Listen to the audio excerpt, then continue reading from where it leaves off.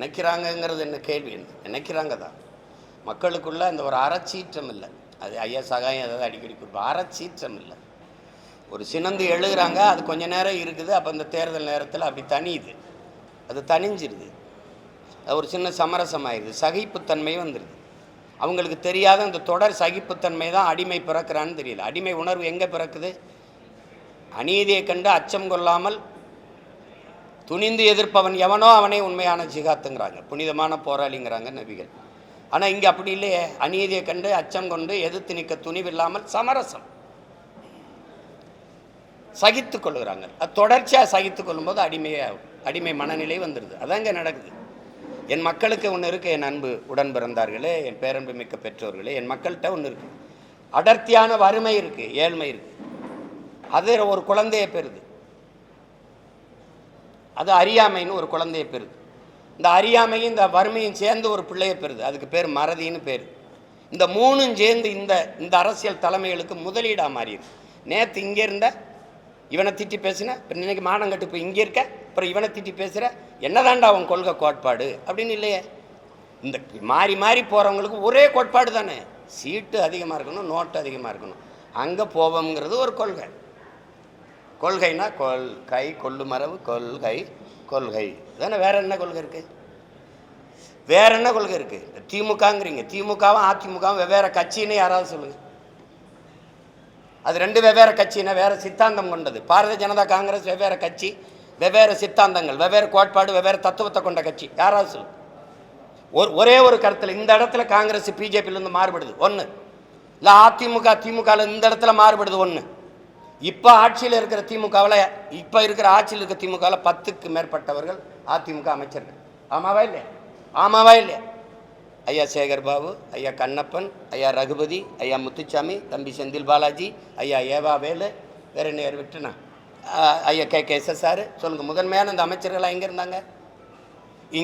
இங்கே இருந்தாங்க அதிமுகவில். இப்போ இங்கே இருக்காங்க. நாளைக்கு இங்கே இது வரும்னா இங்கே வருவாங்க.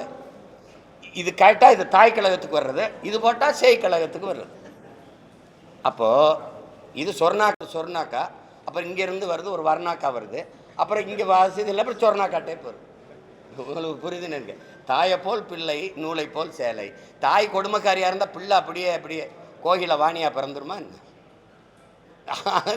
இது கொடுமை. இதை ஒரு ஏமாற்றி இந்த ஜனத்தை நாங்கள் ஆட்சியை மாற்றுறோம், அதை தூக்கி எரியணும். எங்கே எறிவேன்? யாரை வச்சு எறிவேன்? தீமைக்கு மாற்ற எப்படி தீமை? நபிகளாற்ற போய் கேட்குறாங்க, இந்த தீமையை எப்படி ஒழிப்பீர்கள் நபிகளே? நன்மையை வச்சு தாங்க. நன்மை எங்க? யார் நன்மை? நெருப்புக்கு எப்படி நெருப்பு எப்படி மாற்றாகும்? நெருப்பை வச்சு எப்படி அணைப்ப? ஒரு தண்ணீர் வேணது யாரு? திமுகவுக்கு மாற்ற அதிமுக எந்த வழியில் எப்படி? ஒரே ஒரு இடத்துல வந்தா டாஸ்மார்க்கை மூடிடுவாருன்னு சொல்லு. ₹1 கமிஷன் வாங்க. பணி அமர்வா, பணியிட மாற்றமா, பணி உயர்வா, 5 பைசா வாங்க மாட்டார். ஒன்று யாராவது அவர் வந்தால் மலையை காப்பார், காட்டை காப்பார், நீர்வளம் ஏரி எல்லாம் பாதுகாக்கப்படும். அப்படி இருக்கும். ஏதாவது ஒரு மாறுதல் சொல்லுங்கள். அதிகபட்ச வளர்ச்சி இந்த நாடு கட்டமைக்கிற வளர்ச்சி கடன் வளர்ச்சி. 5 லட்சம் கோடியில் விட்டு போய் 10 லட்சம் கோடி கடன் வளர்ச்சி. வேற எது வளர்ச்சி இருக்கு தம்பி? நீங்கள் சொல்லுங்கள். எல்லாம் படித்த பிள்ளைங்க தானே, ஒன்று சொல்லுங்க. என்ன வளர்ச்சி இருக்கு? சும்மா பேசிக்கிறலாம். கூட்டணி வச்சு கூடி கொள்ளையடிச்சா சரியாயிருமா? எந்த அடிப்படையில் அணி சேருவீங்க? எந்த அடிப்படையில்? இது என்ன அரசியல்? தேர்தல் வந்தவொடனே யார் எங்கே போகிறதோ அவர்கள்ட்ட எவ்வளவு பேசுறது, இவள்கிட்ட இது கேவலம். இதெல்லாம் இந்த பேரம் பேசுறது பொலிட்டிக்கல் ரெவல்யூஷன் அப்படின்னு தான் வருது. எல்லாம் அரசியல் மாறுதல், அரசியல் புரட்சி அப்படின்னு தான் வர்றாங்க. அப்புறம் அது அரசியல் பிஸ்னஸ் ஆகுது, பொலிட்டிக்கல் பிஸ்னஸ் ஆகுது. கடைசியாக எங்கே வருது? கொச்சையா சொன்னது கடைசியாக அப்படியே இருக்குது. எவன் அதிக காசு கொடுக்குறானோ அவன்கிட்ட போகிறது, எவன் அதிக இடம் கொடுக்குறானோ அவன்கிட்ட போகிறதுனா அதுக்கு பேர் என்னன்னு நீங்களே முடிவு பண்ணிக்கணும். இது எங்கே போய் நிறுத்துது? அதனால தான் நாங்கள் தமிழ் இன பிள்ளைகள் தன்மான போர் நடத்துகிறோம், இனமான மீட்சிக்கு போர் நடத்துகிறோம். வெற்றியை தோல்வியை சமமாக கருதுகிறவன் தான் வீரன். வெற்றி அடைஞ்சா இருப்பேன், தோல்வி அடைஞ்சா போயிடுவேங்கிறது கோழை. நாங்கள் பிறவி வீரர்கள். எங்களுக்கு தெரியாத 3 எழுத்து பயம். எங்கள் பரம்பரைக்கே தெரிஞ்ச 3 எழுத்து வீரம். அதனால சண்டை செய்கிறோம். எத்தனை ஆயிரம் பேர் வந்தாலும் எதிர்த்து நிற்போம், ஆனால் யாரையும் எதிர்பார்த்து நிற்க மாட்டோம். இது எங்கள் பரம்பரை பழக்கம். அதனால போய் அவரோட கூட்டணி சேரு, இவரோட சேர்ந்து என்ன செய்யலாம்னு சொல்லு. கோட்பாடு கொள்கை மாறுறாங்கன்னு சொல்றீங்கன்றீல, அது நடக்குதா இல்ல? நான் கேட்டா பதில் இருக்கா? உங்க கேள்வி எவ்வளவு தவறா இருக்கு. சொல்றீங்களே அப்படின்னா நான் இல்லாத ஒன்றை சொல்ற மாதிரி நீங்க சொல்ல வரீங்க. அப்புறம் யாரை நீங்க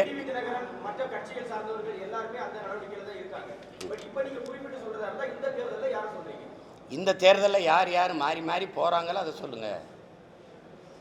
நீங்க நான் என்ன கேட்குறேன், ஒரு கட்சியோட போய் கூட்டு சேர்ந்து தேர்தலை சந்திக்கணும்னா அந்த கட்சியோட நின்னான் தான் வெல்ல முடியும்னா தனியாக கட்சி எதுக்கு? ஒன்றும் பேச மாட்டேங்கிறீங்க.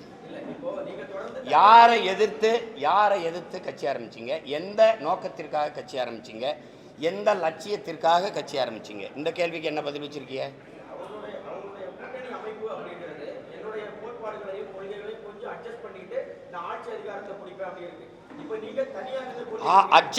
அட்ஜஸ்ட் பண்ணி நீங்கள் அட்ஜஸ்ட் பண்ணுங்க, ஆட்சி அதிகாரத்தை பிடிங்க. என்னத்தை பண்ணீங்க? அட்ஜஸ்ட் பண்ணி ஆட்சி அதிகாரத்தை பிடிச்சி மக்களுக்கு செஞ்ச ஒரே ஒரு நல்லது, ஒரு நல்லது தான் கேட்குறேன். ஒரு நல்லது, கூட்டணி போயிட்டிய மாறி மாறி இங்கே போனீங்க 5 வருஷம் இருந்தீங்க, இங்கே போனீங்க 5 வருஷம் இருந்தீங்க, இங்கே 5 வருஷம் இருந்தீங்க. இந்த கூட்டணியிலிருந்து நாங்கள் சாதித்தது இது ஒன்று சொல்லு. இப்போ எங்கள் அண்ணன் மது ஒழிப்பு மாநாடு போட்டாங்களா? எங்கள் அண்ணன் திருமாவளவன் விடுதலை சிறுத்தைகள் போட்டுச்சா? இப்போ எங்கே கூட்டணியில் இருக்காங்க? திமுகவில். மது மூடாமல் திறந்து வச்சிருக்க பெருமகன் யார்? அப்போ மது ஒழிப்பு மாநாடு பயனற்றதாயிருச்சா? இப்போ மதுவை ஒழிக்கிறவன் எவனும் அவனோட கூட்டணி அப்படின்னு பிடிவாதமாக இருக்கணுமா இல்லையா? ஏன் இல்லை? சாதிவாரி கணக்கெடுப்பு எங்கள் ஐயாவுடைய கொள்கை. சாதிவாரி கணக்கெடுப்பு எடுத்து எவன் சமூக நீதியை நிலைநாட்டுறானோ அவனுக்கு தாண்டா கூட்டணி அப்படின்னு ஏன் இல்லை? அப்போது நீங்கள் என்ன கோரிக்கை முன்வைக்கிறீங்களோ அதை நிறைவேற்றாதவன் கூடவே போய் வலிமையை சேர்த்தா எப்படி? வலிமையை சேர்த்தா எப்படி அது நிறைவேற்றப்படும்? என்ன பேசினாலும் கடைசியாக இங்கே தான் வருவாங்கன்னா இது எப்படி இந்த கோரிக்கையை ஏற்று எப்படி இந்த கொள்கையை நிறைவேற்றுவாங்க அவங்க?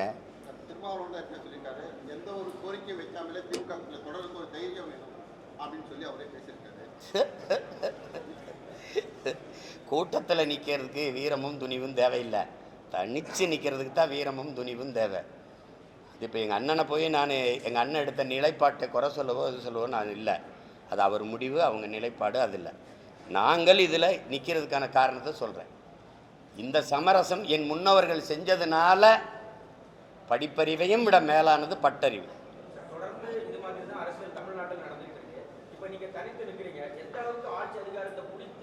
தொடர்ந்து இதுதான் நடக்குதுன்னு நீங்கள் தம்பி சொல்கிறீங்க.